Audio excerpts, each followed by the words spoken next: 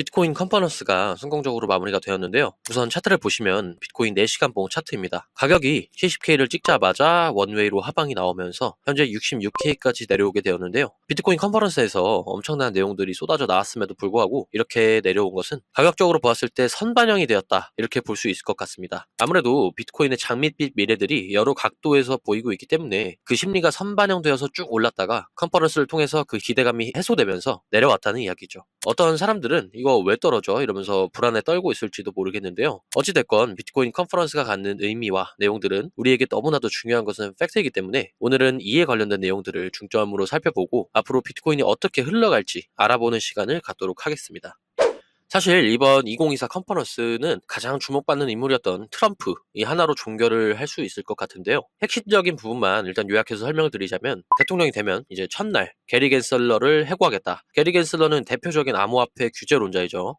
내가 대통령이 되면 CBDC 절대 없다. CBDC는 중앙은행 디지털 화폐입니다. 그러니까 결국 비트코인 중심의 화폐 개혁을 하겠다, 이런 의미죠. 내가 대통령이 되면 비트코인 그리고 암호화폐 시장은 이전과는 전혀 다른 수준이 될 거다. 그리고 제일 중요한 거, 국가 전략 자산으로 비트코인을 비축할 것, 세계 정상급 자산으로 성장할 것이다. 팔지 말아라. 금보다 시총이 더 커진다. 금을 대체할 수 있다. 이런 내용들이 있는데요. 핵심 키워드는 역시나 국가 전략 준비 자산, 이 단어라고 생각을 합니다. 전략이라는 말이 어떤 말일까요? 전쟁에서의 승리를 위해 여러 전투를 계획, 조직, 수행하는 방책이라고 사전적 의미가 나옵니다. 여러분들 그 전술 핵이라고 들어보셨죠? 이게 북한과 중국 같은 공산권 국가에서의 핵 위험을 방지하고 그들을 압도하기 위해서 한미연합에서 이제 운용하는 핵무기예요. 상대와의 전쟁에서 이기기 위한 도구라는 것이죠. 이걸 지금 비트코인에 빗대서 이야기를 하고 있습니다. 이 의미는 상당히 중요하다고 보는데요. 비트코인이 앞으로 금을 대체할 정도로 강력한 자산이 되고, 이를 통해 미국이라는 세계 패권 국가가 금융전쟁에서 이기기 위한 전략적 수단으로 비트코인을 비축한다. 이건 뭐 게임이 끝났다는 소리죠. 살아남기 위해서라도 비트코인을 가지고 있어야 된다는 해석이 돼요. 비트코인인 가격이 오르고 내리고를 떠나서 마치 핵무기처럼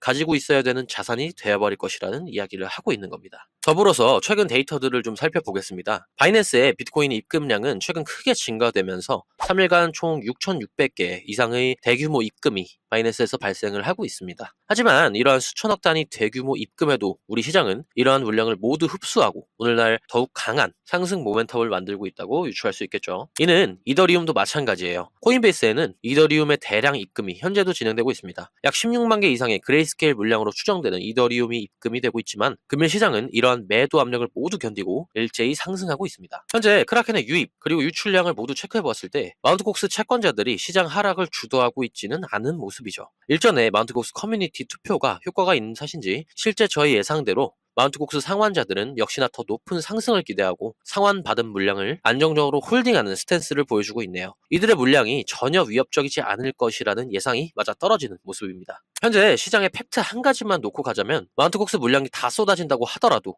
중앙화 거래소에 풀린 물량은 모두 ETF사 혹은 상위 0.1%의 고래들이 모두 흡수하게 될 것입니다. 현재 중앙화 거래소에 보유 중인 비트코인과 이더리움은 사상 최저치를 기록하고 있는 반면, ETF라는 창구가 만들어짐으로써 이더리움과 비트코인 매입을 선호하는 주체들은 늘어나고 있는데요. 매도하는 주체는 점점 사라져가고 있다 보니 거래소 내 공급에 대한 충격은 이미 시작된 것으로 보입니다. CVD 기준 갈색 고래와 보라 고래 또한 매수 스탠스에 동참하면서 시장을 견인하고 있는 것이 포인트라고 보시면 되겠습니다. 비트코인 일봉 기준 윗꼬리가 긴 양봉으로 마감해서 현재 연일 계단식 상승 추세 전환을 시도하고 있습니다. 최근에 비트코인 가격이 조금 떨어졌다 하더라도 64K라는 선을 말씀을 드리고 싶은데요. 64K는 신규 고래들의 주요 평단가이자, 지난 시간에도 말씀을 드린 것처럼 64K 아래로는 189만 개의 주소가 123만 개에 달하는 비트코인을 집단적으로 매수한 구간이기 때문에 최소 100조 원 이상의 지지 라인이 구성되어 있습니다. 웬만한 하방 압력으로는 쉽게 뚫리지 못하기 때문에 해당 구간은 기술적 반등 구간으로 용이하다고 볼 수 있겠죠. 이미 스마트한 글로벌 기업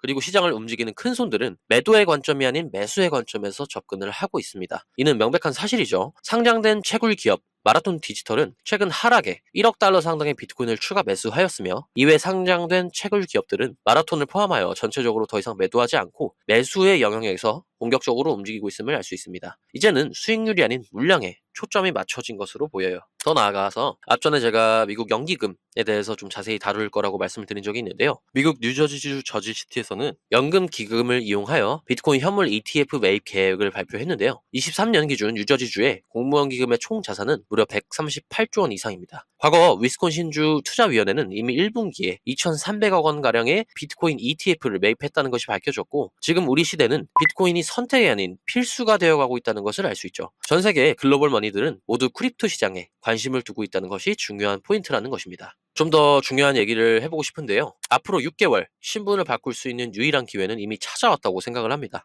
모든 데이터들을 종합해 봤을 때 우리 시장이 가장 중요한 분곡점에 위치하고 있다고 생각을 하기 때문인데요. 현재 전 세계 전통 금융기관, 글로벌 큰손들, 그리고 가장 강력한 영향력을 가지고 있는 인물들 모두 크립토 시장에 엄청난 관심을 쏟아붓고 있다는 게 사실이니까요. 뿐만 아니라 역사적인 패턴을 체크해보면 남은 24년도는 매우 높은 확률로 21년도 시즌 그 이상의 퍼포먼스를 보여줄 수 있는 메가 사이클이 시작될 것으로 생각합니다. 다사다난했던 7월이 끝나가고 있습니다. 이제는 우리 앞길을 막을 하락 재료들은 모두 사라져가고 있으면서 우리 시장은 현재 생존하고 있는 투자자들에게 보상을 줄 수 있는 시기를 맞이하고 있습니다. 우리 코생 구독자분들은 마지막까지 비트코인이라는 전술 무기를 가지고 이 전쟁에서 승리하시기를 바라면서 영상 마무리하도록 하겠습니다. 지금까지 시청해주셔서 감사합니다.